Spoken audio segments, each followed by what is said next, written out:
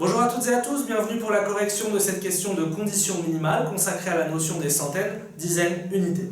CDU est un nombre à 3 chiffres strictement décroissant, CDU décroissant, vous pouvez le matérialiser comme ça, avec C égale D plus U.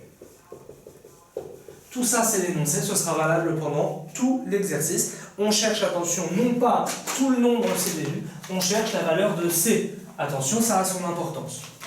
Information numéro 1, on vous dit que C plus D plus U vaut 16. La somme des 3 chiffres de CDU vaut 16. Mais vous savez grâce à l'énoncé que C c'est D plus U. Donc concrètement, vous avez un système dans lequel vous pouvez remplacer D plus U par C, puisque C c'est D plus U. Cette information vous donne donc que C plus C égale 16, soit encore que C égale 8. Forcément, si les deux parties, regardez, vous avez CDU, ça égale ça, et au total ça fait 16, bah, ils font forcément 8 et 8.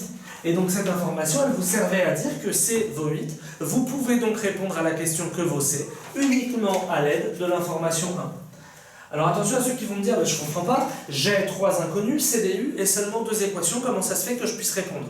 Alors oui, si jamais vous voulez trouver la valeur de C, et la valeur de D, et la valeur de U, alors oui, il faut 3 équations, 3 inconnus. Mais là, vous n'avez pas 3 inconnus, vous avez une seule inconnue, en l'occurrence C, et la preuve, on peut la trouver même sans 3 équations. L'information 2 seuls, en revanche, était insuffisante.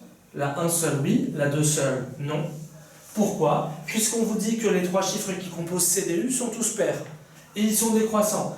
Et ils ont le premier égal la somme des deux autres. Il y en a plein qui marchent. Par exemple, 6, 4, 2, tous pairs, et ça marche. Par exemple, 8, 6, 2, tous pairs, et ça marche.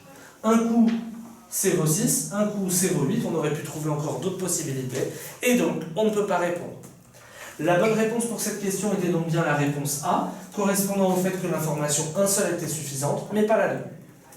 Voilà pour la correction de cette question. N'hésitez pas à consulter nos autres vidéos. Bon courage et à bientôt.